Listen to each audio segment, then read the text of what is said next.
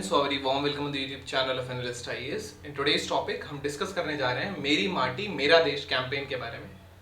इसमें कुछ चीज़ें हैं जो जानना ज़रूरी हैं, जैसे कि ये कैंपेन क्या है, ऐसी कौन कौन सी एक्टिविटीज़ हैं जो इस कैंपेन के थ्रू होंगी, ये हर विलेज हर लोकल लेवल पे होगा, ये सॉइल कंजर्वेशन से लेके एनवायरमेंट प्रोटेक्शन और जो अब तक मार्टियर्स रहे हैं उनको श्रद्धा पे करने से सारी काफ़ी चीज़ें इसमें इंक्लूडेड हैं। इसका एम क्या है, मोटिव क्या है। Then we'll see some government schemes for soil conservation as directly और indirectly this is related to this. Then we have our today's prelims and the mains practice question. So let's start why news. Recently जो union government है, क्योंकि आज़ादी का अमृत महोत्सव का जो celebration है, इसी के तहत मेरी माटी मेरा देश कैंपेन जो है ये उन्होंने लॉन्च किया है। ये जो कैंपेन है इसका एम है वो उन लोगों को याद करना है जिन्होंने सेक्रीफाइस दिया है इस देश के लिए, जिनकी वजह से हम 75 साल की आज़ादी सेलिब्रेट कर पा रहे हैं। सो what is this campaign?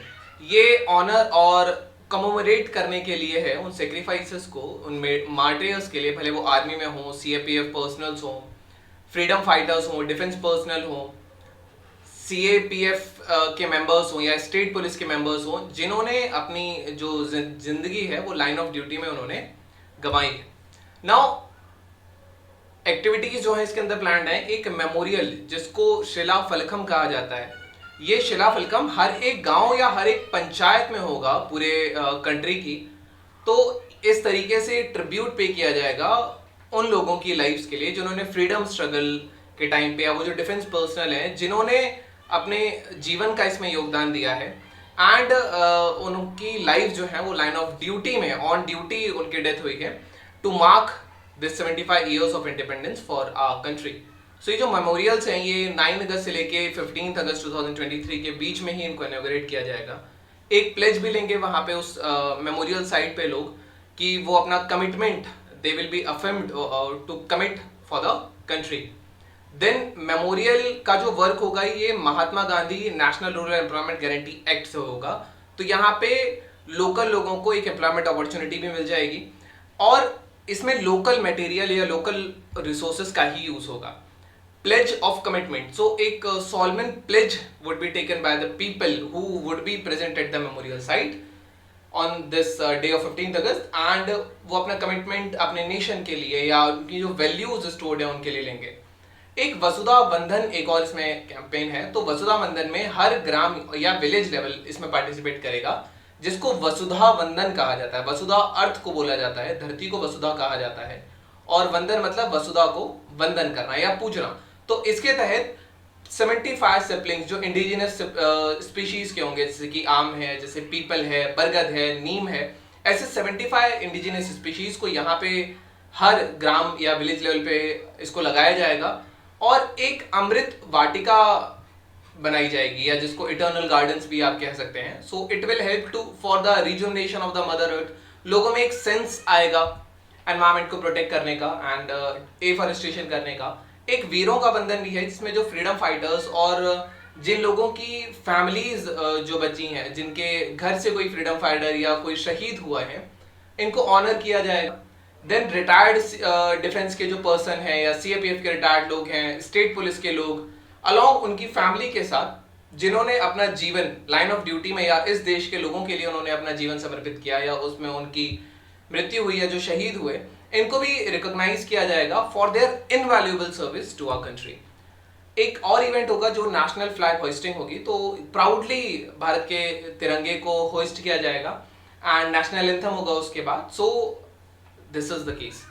Now इसका एम क्या है? तो इसका जो एम है वो उन ब्रेव सोल्स को याद करना है जिनके अल्टीमेट सेक्रीफाइस के कारण इस देश को फ्रीडम मिली या यूनिटी है और इंटीग्रिटी हमारे देश में बनी है। ये कम्युनिटीज को भी एंकरेज करता है कि वो मदर अर्थ को प्रोटेक्ट करने की रिस्पॉन्सिबिलिटीज लें, जैसे वसुधा वंदन वाला जो इसमें था, and so that they can also contribute towards the conservation of the biodiversity.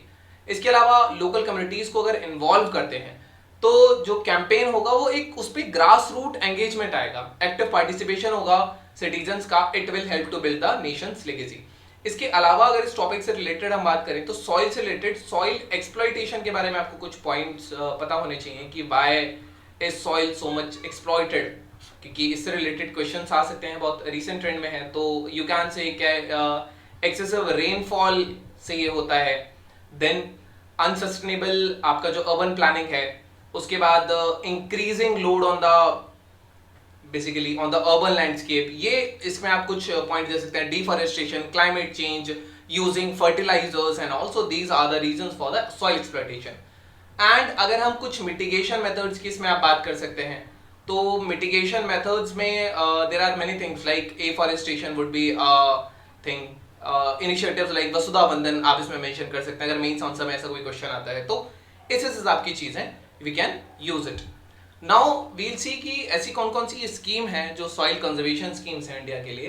प्रधानमंत्री कृषि सिंचाई योजना है, national mission for sustainable agriculture है, सॉइल हेल्थ कार्ड स्कीम है, राष्ट्रीय कृषि विज्ञान योजना है, और उसके बाद NABARD loan soil and water conservation scheme है which is under IRDF. So these are the things by the government to conserve the soil. Then we have our today's prelims practice question. So the question came in the year 2017 UPSC.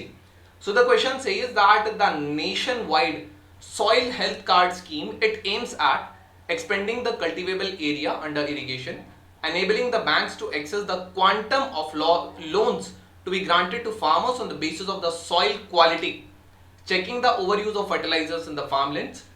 Which of the above statements are correct? So I hope you all can answer it. इसके अलावा एक योजना PM प्रणाम के बारे में अगर याद हो तो वो केमिकल फर्टिलाइजर से नॉर्मल फर्टिलाइजर्स यूज करने ऑर्गेनिक फर्टिलाइजर्स के लिए है। Then we have our today's mains practice question. So what is Meri Mati Mera Desh campaign, what are its objectives and how can it help in prevention of exploitation of soil? So this was all about today's video and session. Thank you, have a nice day, hope you understood it. Stay tuned with Analyst IAS for a better preparation.